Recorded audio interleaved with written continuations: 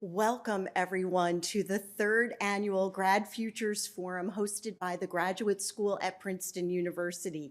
We're delighted you're joining us for the third year of this annual event, an expanded week-long professional development conference designed to meet the imperative of graduate student professional development in this moment, and to signal the graduate school's strong commitment to preparing our PhD students with the clarity, competencies, and connections that they need now and in the future.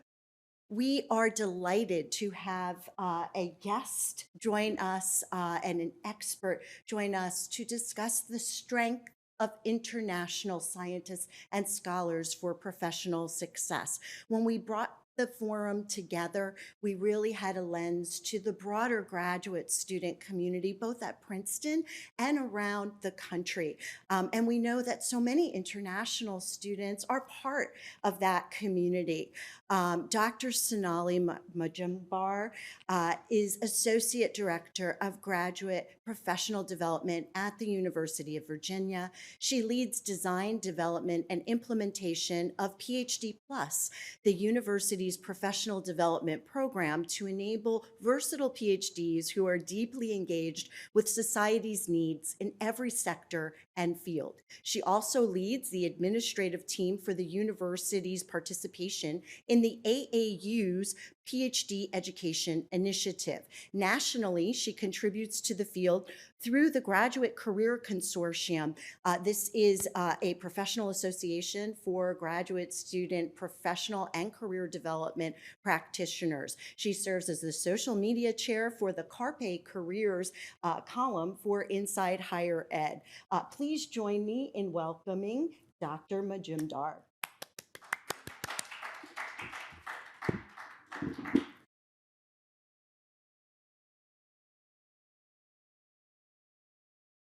Thank you, Eva. That was a really kind and generous introduction.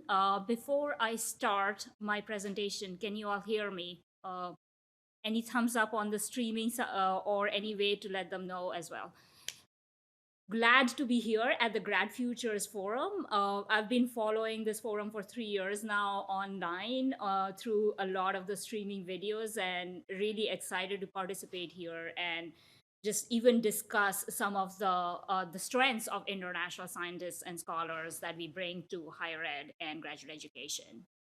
I am Sonali Majumdar, currently at University of Virginia, building this program called PhD Plus, which is a professional development program for all PhD students and postdocs at the university. I thought I'll start a little bit with my own career journey, which would be helpful in contextualizing some of the storytelling that I'll get into in terms of strengths that international scientists and scholars bring to the workplace in higher ed and in every diverse sectors that we decide to go into. So my career journey started before my PhD. After doing my undergrad and master's in microbiology and biotechnology in India, I decided to work for a little while before really finding my rhythm, whether what I wanted to do later in life. And as spontaneity had it, I saw this obscure advertisement in the newspaper, which actually my mother found. And it said something about healthcare job, establishing a lab, and going to Israel for 6 months to train. And the last sentence caught my fancy more than anything, to be honest. And I said, yes, I love traveling. I would love to do this. And I got employed in a really well-known healthcare institute and hospital in Calcutta, India, and they were thinking of establishing an IVF lab with two physicians and two embryologists. And we went to Israel for about 6 months to train on the job and really built the lab coming back in India. So that's how my entrepreneurial journey started, even before I knew what entrepreneurship meant. Um, After about 3 years doing embryology practice, helping patients with their fertility concerns and about 75 odd pregnancies, I started having the same dilemma I've had since about wanting something more and really finding other spaces to discover, learn, and research. And I thought that was a good time for me to really explore what the PhD journey would look like, especially in molecular biology, as I had been fascinated by RNAs for a long time. And that's how I got into the PhD program in University of Georgia in biochemistry and molecular biology. Because I had work experience before my PhD, I always imagined going back into healthcare or biotech, and using my knowledge and my lived experiences in those fields. And that was one of the reasons that got me into New York to do a postdoc at Sloan Kettering Cancer Center, which was stepping towards more translational research as I spent more time doing basic sciences in my graduate program.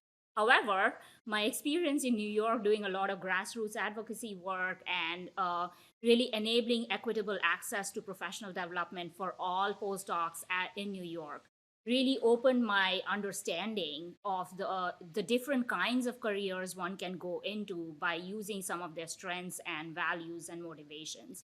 And that's what brought me to UVA to build the program called PhD Plus and really open the domains of professional development in the PhD and graduate education space.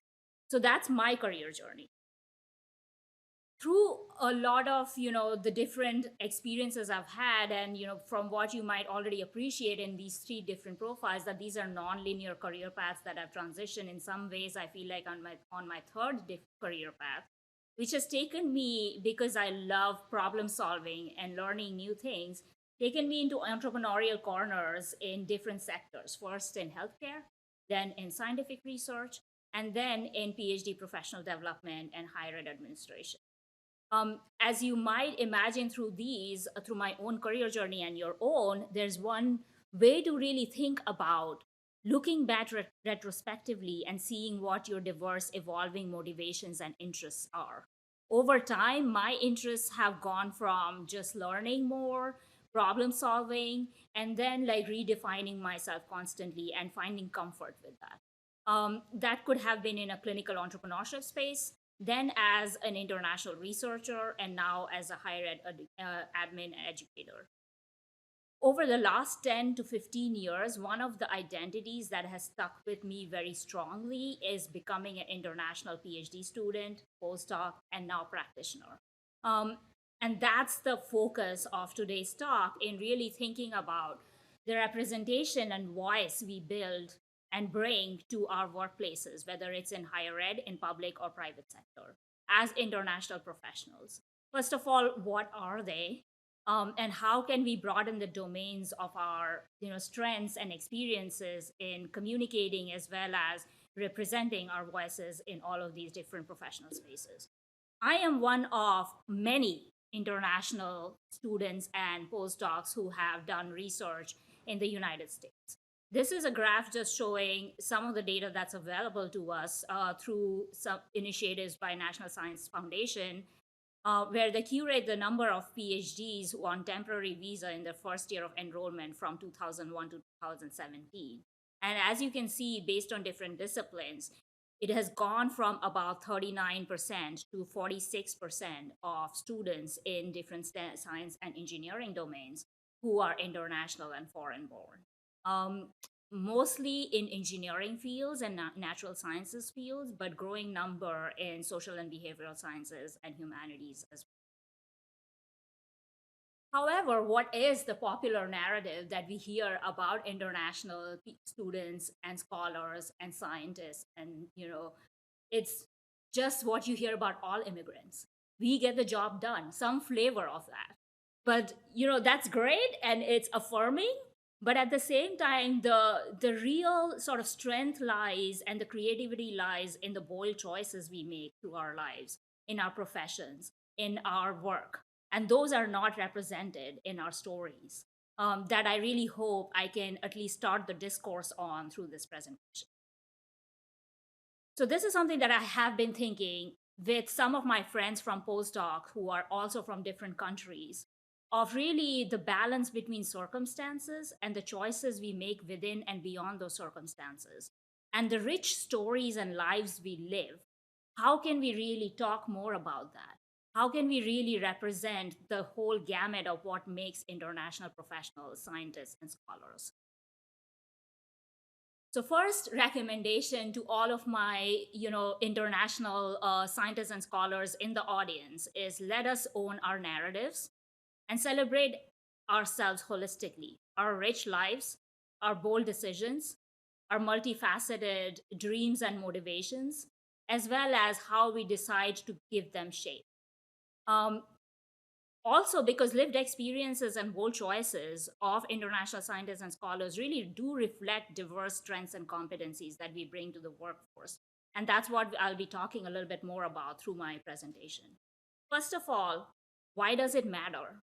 Why is it important to talk about our diverse stories? Um, our bold choices define us, who we are as individuals, but also groups and collectives within and beyond our circumstances that we live.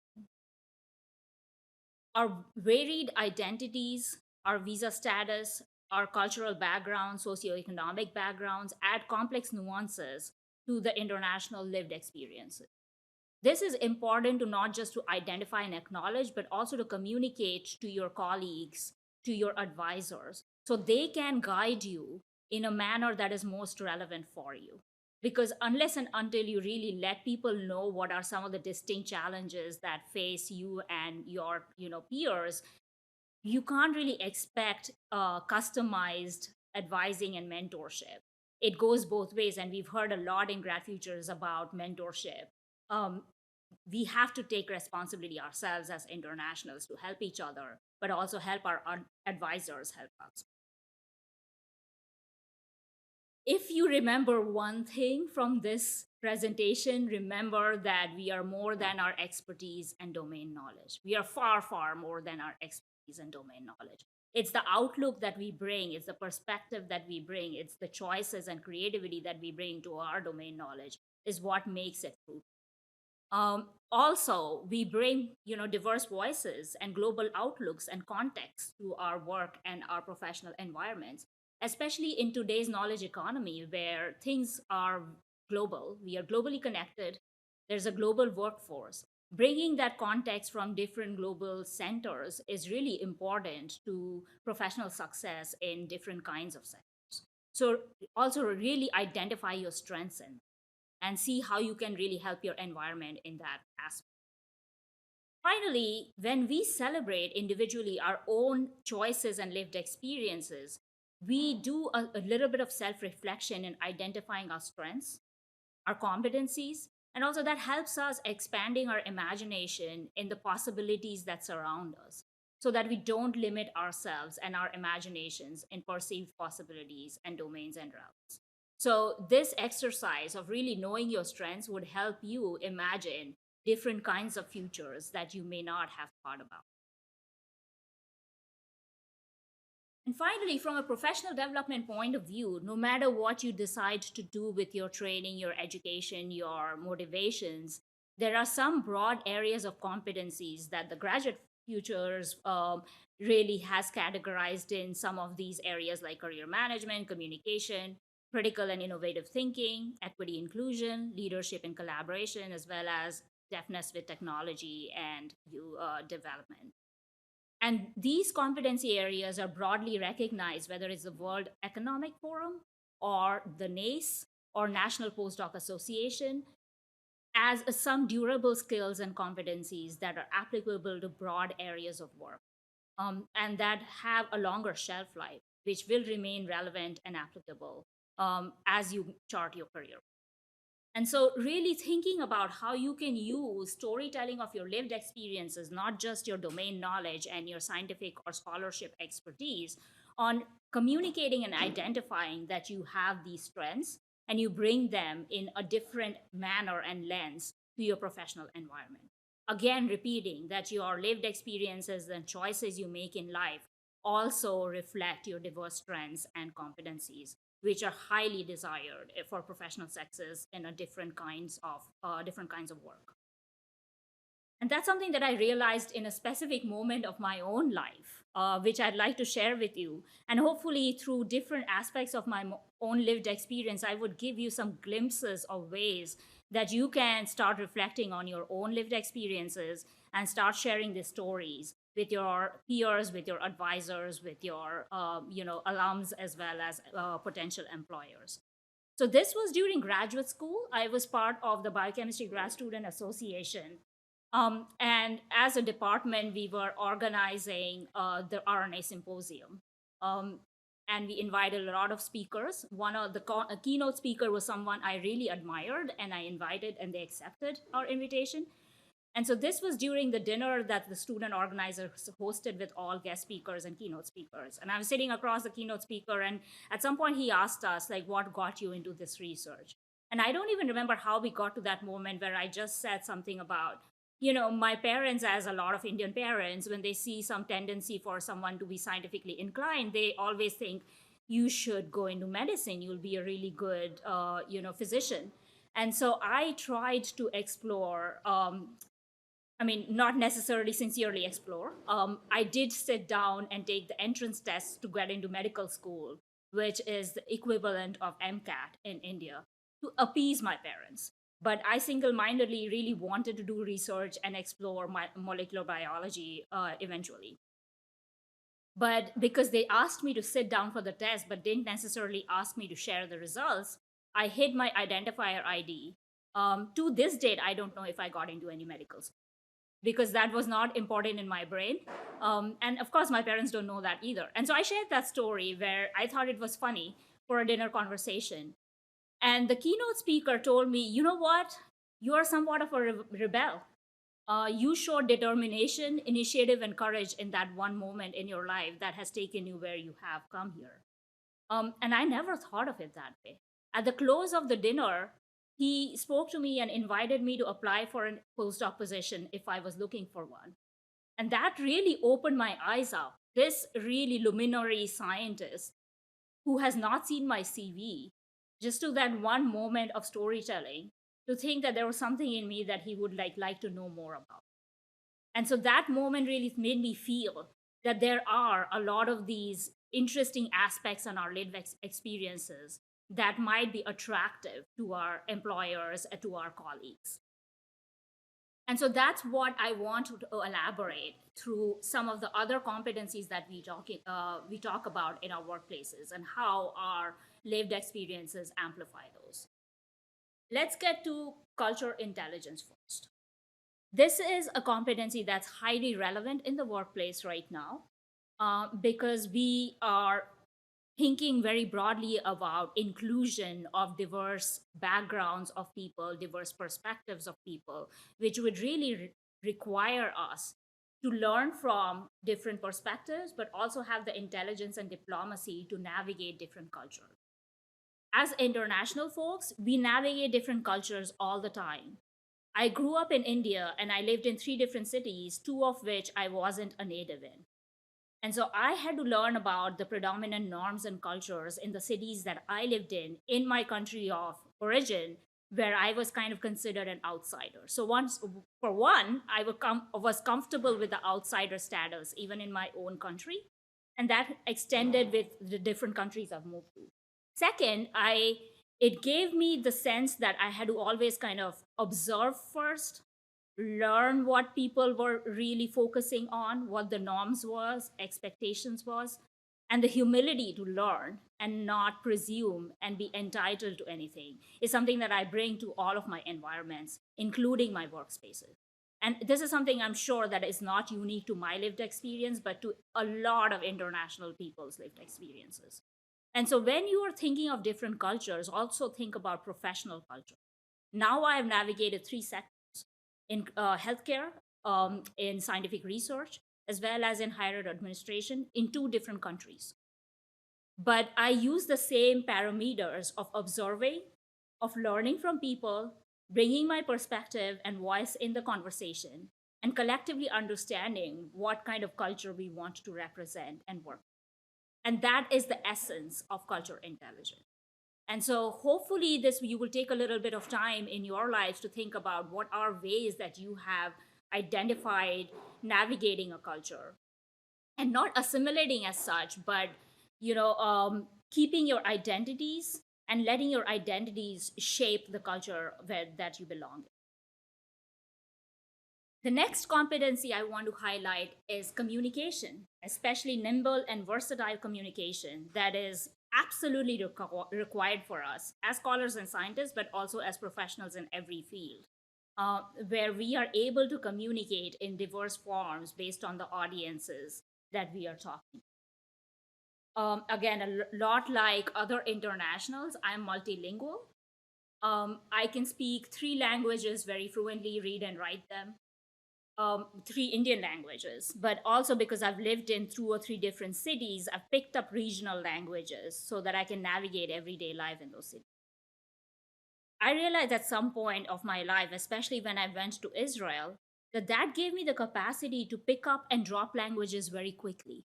So I started picking up basic fluencies in Hebrew to navigate like everyday life in Israel very quickly. What the number system is, how do you count coins, and that's something that was innate and lived through my lived experiences I developed. And that's, the multilingualism also brings another facet to communication and styles of communication, which is called code switching, where you are switching between your manners of thought between different languages. At some point, because I know the number of languages I know, my thought is not dominated or defined by one language. I don't think in languages. Language for me is a form of expression. However, there are those of you who think in one predominant language and you translate and code switch to another language to communicate yourself. If you are one of those people, give yourself a big pat in the back because it's hard. It's hard to train and educate yourself in one language and communicate your thoughts and intellect in a very different language. That is the norm of a professional environment. However, you are learning and you're doing it. And the code switching now, scientific evidence suggests, also contributes to cognitive flexibility. So there is, your brain is wired in a way where it's more flexible the more languages you learn and the more times you code switch. There's another like facet of code switching that comes into professional environments, which is code switching the style of communication, whether it's in oral, written, or digital communication or professional sectors. I learned, my education was in English. However, it was in Queen's English. I had to unlearn a lot of the ways that I talked and I wrote when I came to the scientific space in the United States. The first time I wrote my big dissertation proposal, my advisor told me, you write like a lit major. You do not like write like a scientist, and I'll teach you how to write like a scientist. And so I unlearned a lot of the things I learned through my formative years, through my GRE experiences, to write like a scientist. Now I operate in a higher ed administrative space where I'm learning how to communicate, write, and project myself as an administrator to diverse audiences. Sometimes it's business language, sometimes it's talking to students where you can meet them halfway to understand what we are talking about, right?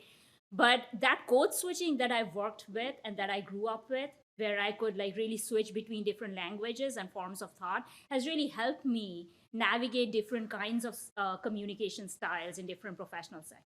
So again, remember, this is a strength of international professionals. We code switch all the time as a matter of existence, and that's a big strength into the that we bring into the communication workforce. Finally, adaptability, growth mindset, and resilience.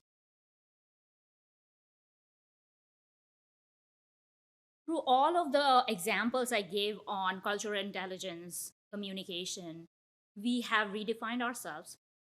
We have adapted to different norms and expectations in different professional environments. So adaptability is somehow our second nature. Especially if you're moving different countries, you're adapting. You're adapting to a different environment. And I want to make it clear again that adapting doesn't mean assimilating. Adapting means being flexible to something, some place, but also bringing your own holistic self to that place and seeing how your identities can shape and make that place a little bit broader, a little bit more inclusive. Also, growth mindset, learning from different people, their cultures, their ways of being, their professional expectations, navigating into a different country constantly requires the love of learning and lifelong learning.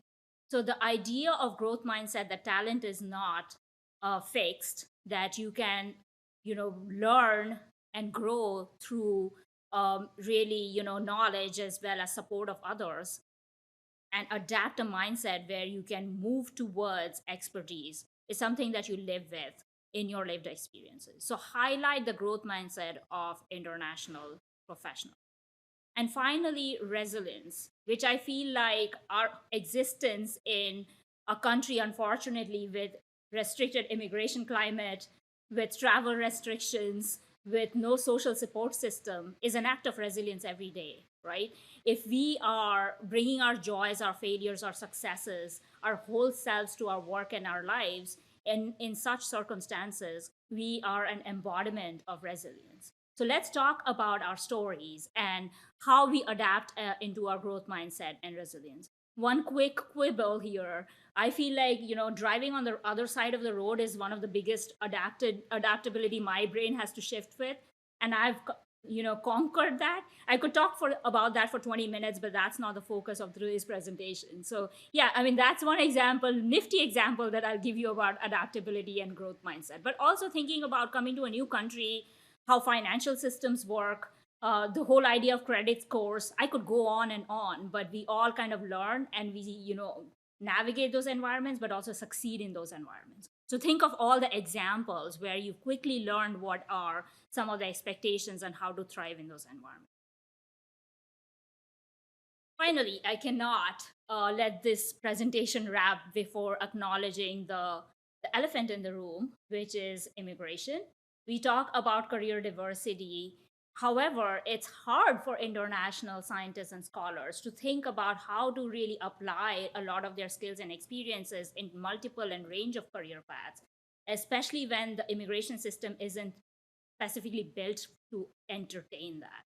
So we have to constantly advocate with ourselves and work with our colleagues and international studies and scholars offices to think about all of the ways that your scholarship and your scientific training applies to broad domains of work. And also, as part of really thinking about the different kinds of immigration avenues that you have to become a professional in different spaces, you learn about it will take for you to get there very quickly. You learn about what it will take for you to get that J1 visa or an H1B or an EB1A or EB2 green card. And you know all of the rules and you start preparing for it from a long time. That is self-development and career management. um, I'm going to say the quiet part out loud. International folks prepare thrice as much for career preparation. They think about all of the citations that they will gather through their work. They think about all of the peer reviews they have to do to get their visas, right? So when we are even through the lens of what is required in an immigration profile for you to succeed, if you are checking those boxes, you're doing a lot more in the career management and self development space than a lot of your colleagues might be doing. So, really having that intentional understanding of how those two things go together is important as you think about the different kinds of careers that you are going to thrive in. And as I stand here as a higher ed administration, let that be a reflection and an embodiment that it can be done. It is doable. You can translate your skills and experiences and your strengths in different kinds of careers. You can self advocate. You can bring your community together to advocate for international people. It's not easy, but it's doable. And I'd love to talk more to any of you if you want to get in touch with me after of how I've transitioned into career paths from my PhD. Finally, when you are in an academic environment, when things get really rough, when your circumstances are extenuating, you might feel restricted. You might feel that you don't have that many options. In those moments where you are grappling with self-doubt, think about your past self. Think about that sense of adventure that brought you to the country that it did. What made that what diluted that sense of adventure? And what could you do to refine and revisit that sense of adventure that you it's very natural for academic experience, for other like challenges to dilute the sense of adventure that your past selves had. There was this one moment where I was talking to a postdoc friend of mine who's another international postdoc, and we came to a moment where we said, you know what, we moved one country one time, We can move to another country. We know what the protocol is to find our way in a different country. Why are we limiting our imagination based on the rules of this country? If we really wanted to do something which we cannot do in this country, we could take ourselves to another country and find ourselves there. Acknowledgement and disclaimer here, it was easy for us to have that discussion because we don't have caregiving responsibilities. We don't have roots and families in any given country. It might be not be the same scenario for those who have established roots. But the purpose of this whole thing is to let you know that think about your sense of adventure from the past, how you can reimagine your future. And while you are doing that, while you are taking that journey down memory lane, celebrate your journey, celebrate the milestones that you've had along the way, and keep exploring different domains. At least find which domain would be a good fit for your motivations, your interests, your values. But how to get there is secondary once you kind of found some of your interests and domains. My final slide is really appreciating the community you are in. And I'll see it in or at least I'll talk of it in two different ways. First, the community of international students, postdocs, and practitioners. Celebrate each other, lift each other up, help each other through your own challenges. The second, as part of a global community, you are a global citizen. You are bridging collaboration across different countries. You are learning across different countries. You are, working in an environment in higher ed where you are meeting people from 10, 15, 20 different countries that you wouldn't have met had you stayed in your country of origin. What I like to say, there's a lot of rhetoric about issues with higher ed that we acknowledge. However, the best thing about higher ed for me is the fact that this is a venue where you can meet people from all of these different countries and non. That is not an experience you can have easily in other professional settings. So think about how your own self-development has been fostered through your experience in higher ed, to working with people who bring different global outlooks with you, that you talk to, that you learn about, all the food you get to try from different countries, right? And so really support each other as a global community. And to our colleagues and friends who were born here, who are also learning from their international colleagues, let's support each other as well. Really, ask our colleagues about their lives more than just their work and their domain expertise. Recognize what their strengths are. Sometimes it might even take you some time to affirm and validate their strengths when they are going through a challenging. So together, we can be really proud of our global community that we bring into our higher ed citizenship. And let's just keep fostering that in whatever manners. Thank you.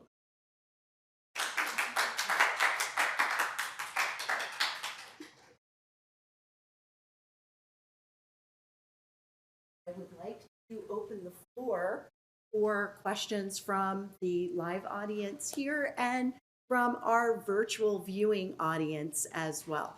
So we'll start with those of you who are here. We have a question in the audience. Yes. I just loved your talk, and I think it's when you talk about the power of storytelling, of personal strength of is so important. I am a international. One of the ways in which as students exercise of storytelling or in other facets, like in our daily lives. Any strategies that you want to recommend us actively practice it? And on the other hand, if you think if there's other personal, societal, and institutional initiatives that could help facilitate this power of storytelling. Thank you for asking that question. Again, I'll draw from some of the ways that I think that has worked for me and my colleagues and my students. First of all, if you are for your group of peers, storytelling with peers in your department, in your um, batch of first or second year student, wherever you are. In my graduate training, it so happened, I think, because I started my graduate PhD in 2007. We were 10 of us in the department, and 9 of us were from different countries, and we had one American citizen. And so we did what we call, like, a food reunion, communion, where we would bring something from our own countries or something that we really like, and engage on learning about food, but also use that venue in really talking about our lives, our upbringing, and kind of discussing what strengths and abilities those reflect. So peer storytelling is one. If you journal, really thinking through your journaling, what are some interesting moments in your life that you would like to capture?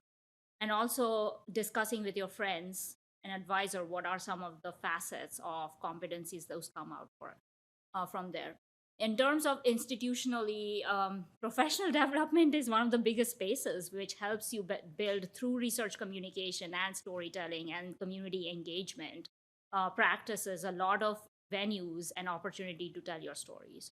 When I was a postdoc in New York, we did improv training on communicating science stories through improv.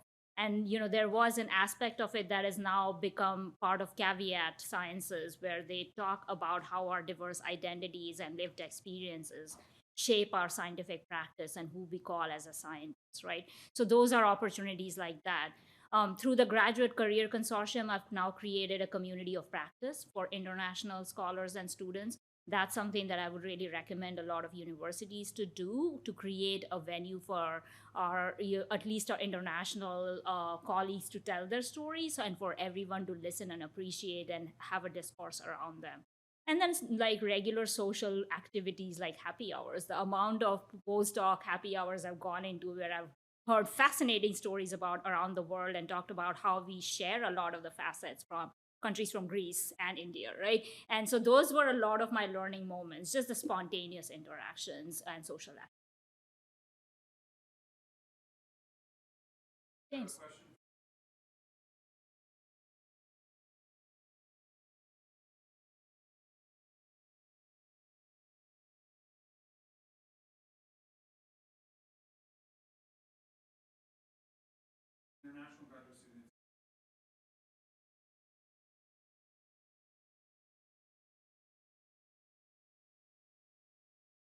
In the humanities.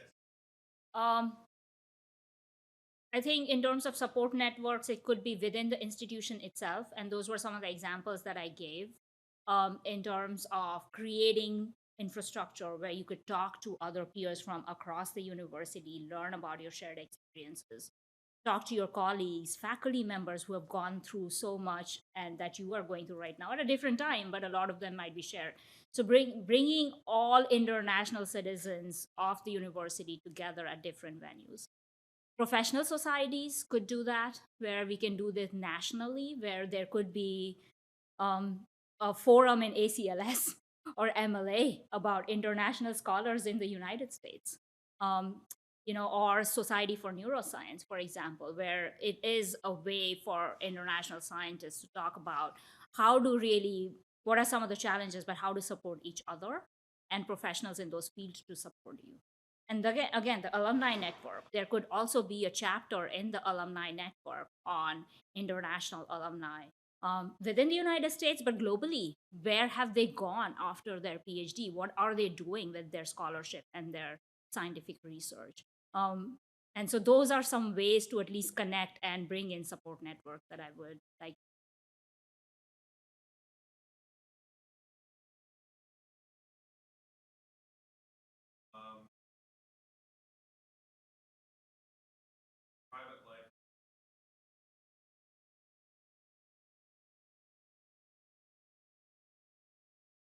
Yeah, I'll really acknowledge that I was privileged in that domain where I got all of the liberties to do what I wanted. Um, my family has always supported my sometimes unfamiliar ambitions to them. They never knew what microbiology was, they never knew what RNAs were, but they've always supported because I've just had that like stubbornness and determination on my face. And they were like, "Are you sure you want to do this?" And I would say yes, and they would support it. But that's not the same, environment everyone comes from. And so I think part of it was also really winning the confidence of people around me by soliciting champions. And that's something that I got to do through my work experience in healthcare, with the team of physicians that I worked with, the people I worked with in Israel. They really wrote testimonials. Some of them wrote recommendation letters for graduate school. Also, if there's one recommendation I would give every graduate student is find some time to build work experience, and the independence it gives you. Because like for small things like preparing for GRE, it costs a lot of money to submit applications in multiple universities, and you convert the currency cost from Indian rupees to US dollars. It costs a lot of money. But because I was working, I could use part of my salary to do that and not really depend on my parents, and burden them any further on my ongoing educational ambitions. And so the financial independence that might come through your work experience also helps you find that independence to chart your own course of career exploration. That's my last nugget in that.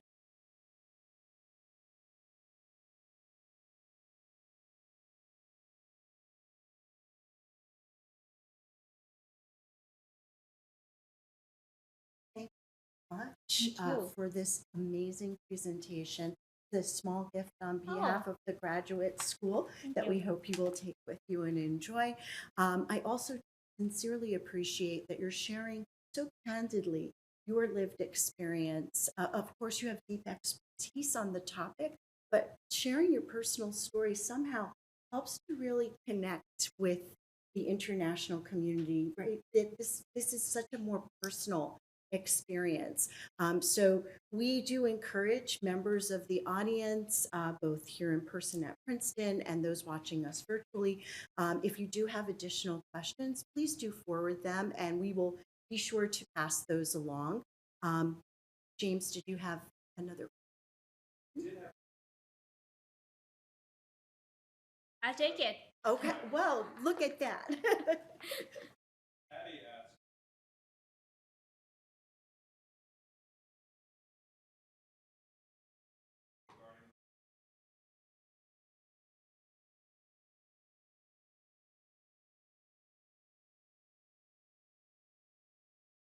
Yeah, we've done quite a different approaches to support our students through some of the programs that we do, specifically one called Foundation Series, which is for early year students to uncover the hidden curriculum of graduate. We've been considering and reimagining facets of that program to specifically talk to the first generation and international students. Second, we have this other program called Career Design, which talks about different kinds of applying your values, interests, and skills into different kinds of career paths and how to really manage and think about designing multiple futures. Uh, we do that as a universal experience, but we've also started doing a specific boot camp in supplement to it for international scientists and scholars, considering the immigration framework that we exist within the United States and what are some ways to still find that independence and flexibility. In terms of career development, we work as part of the university in different units on a consortia that we've built within UVA called the Global Careers Community.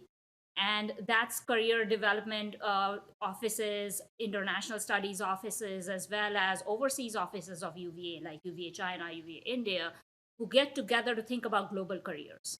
And part of that is also employer education about the strengths, some of the things that I talked about, the strengths that international professionals bring to the workforce in helping them understand some of the immigration portfolios. So, really working with our lawyers and connecting with employers in helping them support the international community as well.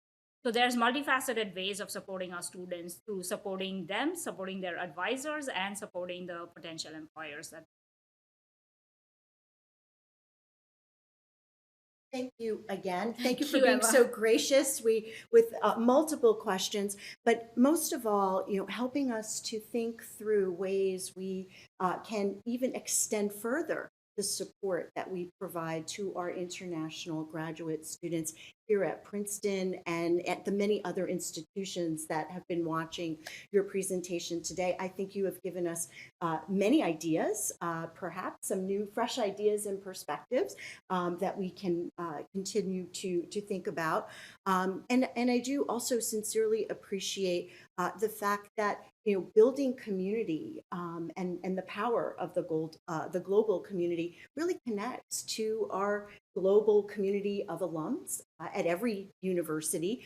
And so, reaching out and building these networks, multi-generational networks for international graduate students and international students writ large will have multiple benefits. Thank you for the inspiration of your talk today, and certainly for making the trip to Princeton to meet our wonderful community. We've been so honored to have you join us today and to hear your thoughts. Again, you've given us a lot of great ideas that I hope will spark continued dialogue and continued collaboration across our campus. Thank you.